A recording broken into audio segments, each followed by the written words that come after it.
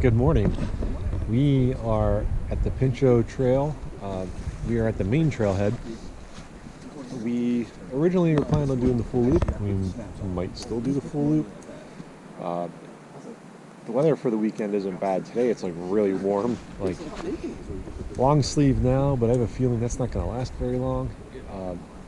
Between now and tomorrow morning, the low is 59 and the high is like 65, 66. So we're looking at low 60s for like the next almost 24 hours.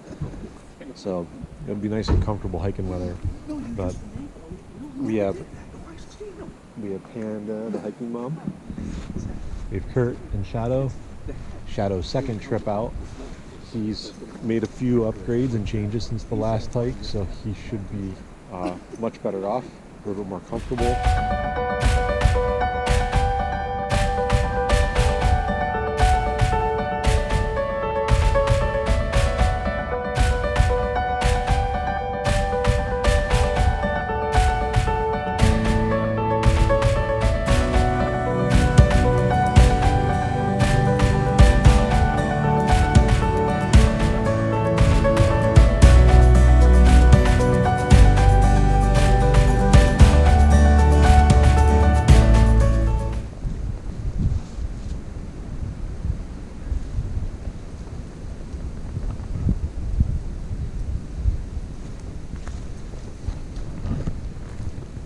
It's still pretty foggy, overcast. It's not even 10 a.m. yet, but it's still beautiful out. It's really warm. Man, this is perfect hiking for the beginning of November.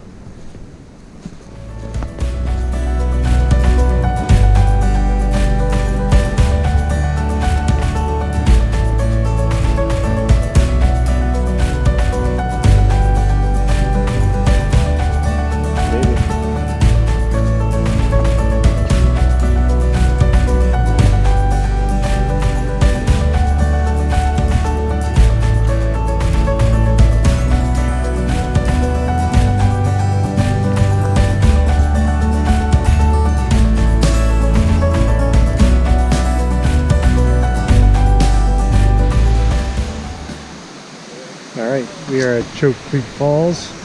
We're all getting the packs off.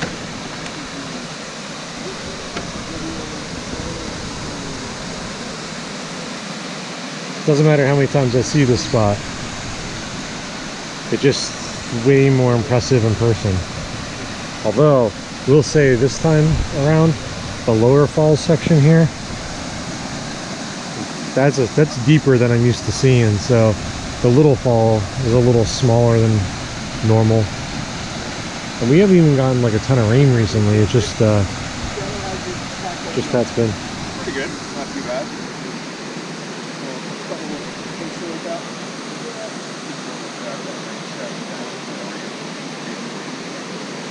Interviewing the new guy.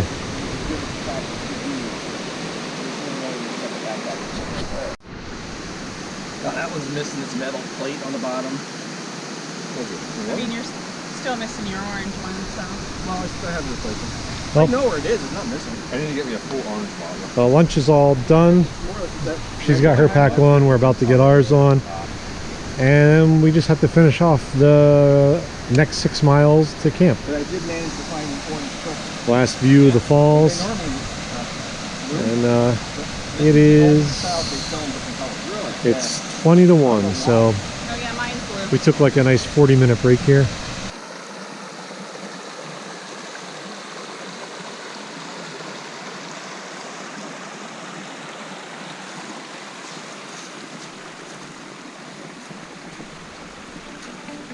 A little bit more than that. I'll start doing some more pre-made ones. They sell those on the system. Yeah.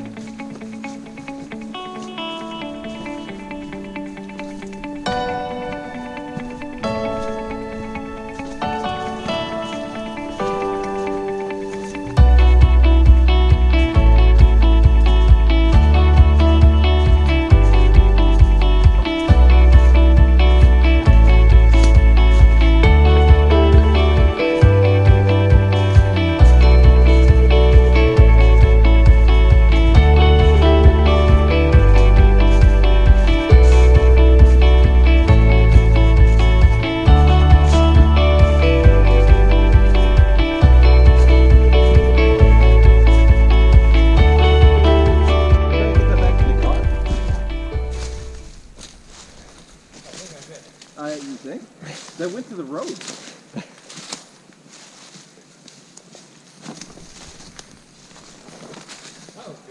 So anyone who's asking why I switched to a bear canister and I would take that weight over a bear bag, this is why. Yeah. Kurt's also videoing this. There's a guy just walking down the street that's videoing this. He's like, look at this guy. What's he doing? I kind of second Kurt. I switched to an Ursac in. Oh, I'm in the wrong spot. I'm getting pummeled. I switched to an Ursac in 2019, the end This of is what should be like. 2018, and I haven't had to throw a line. Whoa! That's not working out. No. So here's what you do. Don't try to throw it to the moon. Start pulling your line back. Yeah, but it's up there.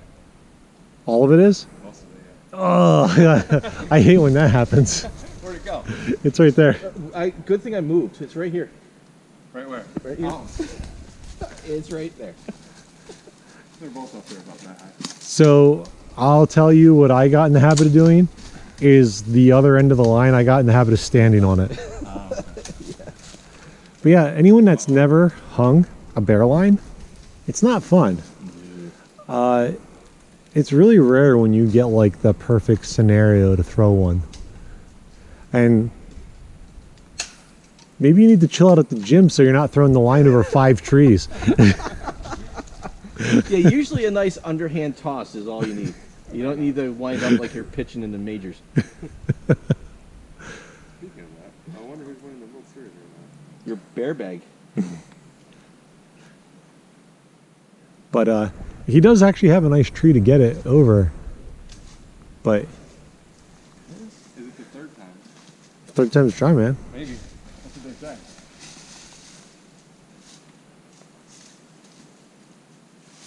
No, no stuff on that. Oh, that's gonna happen. It's the fun of a bear bag. I will get water in the dark. I don't care. This is too much fun.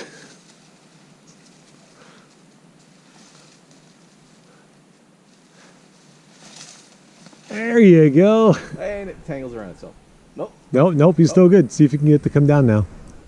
You might have to like mess with the line, pretend like you're fishing, but There it goes. there you go, dude. You're good. Third time's a charm, huh? Yeah, there you go. Perfect. Then it slips out of his hand and goes, no! It was right there. But yeah, he has a We're good. nice bear kit. He got his, you said from Dutchware? Yeah, Dutchman. So it's nice. It has the same type of toggle that the one I have from Light AF has. And the one thing I like that Dutch did with his is the bag that contains the line and that you use to throw your rock. The line's actually like sewn into that and attached to a line lock. So it really helps cinch that in there when you're throwing the rock. And I don't know, it just seems like a really smart way to design it and be able to store it. I like that a lot. So I'll go put your rock back now. It's your rock now. I got But- bear cancer. I don't need it. well, we're gonna go get water. Camp set up. I think I will give a little brief tour of camp after we get water. But yeah. This is Shadoe's setup. He has his tarp and his hammock under there. Both your quilts are from Hemlock, right? So yeah, so his hammock and his tarps are from Hemlock. Got my Dynamo tarp over here, and I am using my quilts are not from Hemlock, but that's because I I keep it down over there. But my quilts are down. I have hammock gear and UG cube, and this is the crazy setup. I've only ever used this once before, and it was a really windy night where my trekking poles like collapsed and blew out. Kurt's using the same setup, and he's decided to boycott Hemlock and has a whole different setup. No, he's using hemlock everything. But that's it. So it's about 6:30. Woke up a little bit after 6. I was up earlier than that, but decided to sleep in a little bit. Getting my water ready for oatmeal and some coffee. So using oatmeal that I don't normally bring on the trail. I usually have this at home, but it's the Kodiak. It's a protein packed oatmeal, so it's just a little bit better than your standard instant oatmeal, and it still tastes really good too. But I figured with all the miles that we were doing, I'd bring out the better version, and going back to instant for this trip for my coffee. But yeah, a little bit of rain out there, nothing bad though. That's kind of how it's supposed to be for a little bit. We should have a pretty decent morning for hiking. Last night was nice. Spent part of it being way too warm. It was only supposed to get down to like 59, 60, and the quilts I have are my 30-degree set, because being in the Northeast, you never know when it's gonna get lower than expected, and I knew that if it dropped too much lower than what we were planning for, my summer quilts just wouldn't cut it. So, but nice thing with the hammock setup is your under quilt, you can always slacken that a little bit to get some airflow going, and my top quilt can be opened up like a blanket, so I don't have to have that as snug around me. So it really helps. It really helps like vent out your system if you're in warmer weather. But yeah,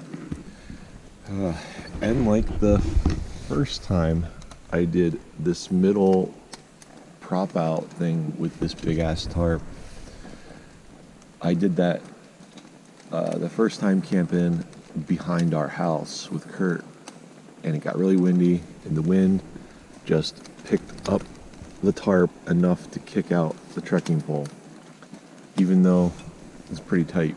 It happened to me again last night. Shortly after getting in the hammock, a big gust of wind came from that direction and hit the side, and totally ripped my stake out of the ground and threw my trekking pole at me. But thankfully, just like last time, it didn't damage anything. It just was an inconvenience. So I dropped that side down for the night, but I left the other side propped open, and I just brought this open again so I could have more room to make my breakfast under here. Oh, I'm sure you can hear this. The sound of that rain, it has picked up quite a bit. Now, Shadoe and I, we went over to get some water. The stream's not too far away. It's just a short walk.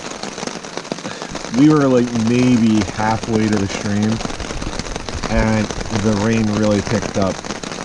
Before walking over, I switched to my rain jacket, and I'm so glad I did. But my pants are soaked now, and Shadoe didn't bring rain. His rain jacket, he didn't bring rain pants. And we're gonna call the trip. So what we're gonna do is we're gonna hike out the mile that's left of the South Loop, and then that will be a full complete South Loop hike for Shadoe. And then we're gonna road hike back to the parking lot, which is another mile. There's one thing about the Pinchot. When you do the full loop, you do have to do a little bit of road hiking.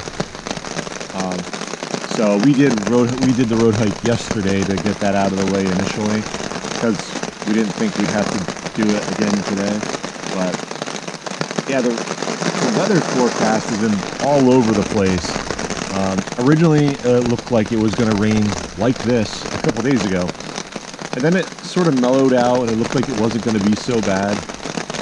And even last night, it looked like we were going to see a little bit of rain in the morning, nothing crazy. And Kurt was checking the radar like as we were going for water, and he just watched it, and we were both just, all three of us were over under his tarp looking at the radar now.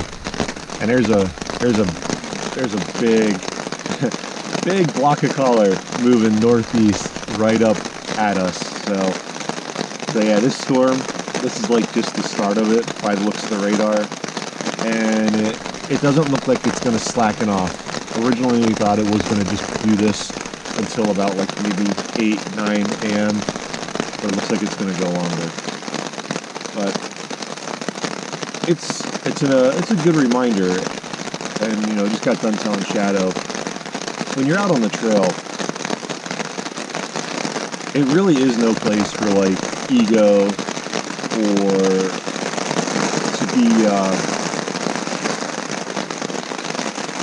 to be too proud, you know.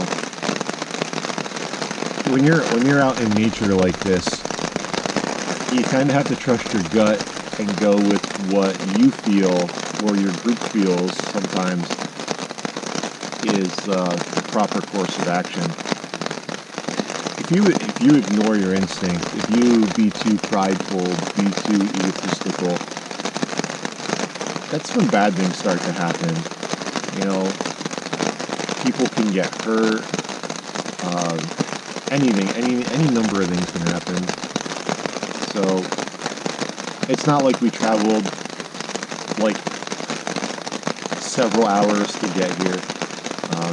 Shadoe doesn't live that far from us, so it's a local trail. It's so easy to come back and finish this sucker off on another day. So it's a good takeaway from this. Anyone that like might be a newer backpacker, newer hiker, you know, sometimes it can suck for you to like get used. Like, I know when we first started backpacking, the first couple of trips we had to bail on, we kind of felt bad about bailing on it until like we sat down and thought about, like, you know, that really was the smart call. So don't be afraid to make those calls is the point, I guess. But so this will probably be the last thing I film. I might film a little bit of a rainy road walk just to do it. So Shadoe, it's your second trip. First trip was wildly successful. This trip we had to throw an alternative idea out there and change our plans. It's your first taste of dealing with rainy weather while backpacking. How'd the trip go for you? I know we put you through a lot of miles yesterday, but... Well, it went pretty good, I think. I mean, yeah, a little sore, but that's to be given, you know. Great pack, great boots, great gear in general is going to save you a lot of heartache on the trail. It seems like you did way better with that new pack. Yeah, of course. But, you know, if you bring your frog trogs at the very least, it'll make it a little bit easier for you. Which, if you noticed, he did not this time. So it's safe to say we did not deter you, and you'll keep doing it. That's true. All right, yep. Awesome. So, like I said earlier, don't be afraid to change your plans, because it doesn't have to be a down note. The way I view this, and I don't know if you view this, Shadoe, but whenever things like this happen, I'm just like, hey, it's another excuse to go back out to that area and do another hike, you know. That's all it is. So, but we're now on the infamous road hike out of here. But we're gonna get out and we're gonna go have some breakfast. So might not be finishing the hike, but we're gonna go get a nice warm meal and hang out a little bit before we part our ways and go home. But that's gonna be it for this. Anyone interested in this trail, reach out to Kurt. You know, he's a trail ambassador for the Pinchot. Mayor. Mayor. Get run over by car. But yeah, don't get run over by cars on here. They may not recognize it. Well, we'll see you guys next time, and thanks for watching.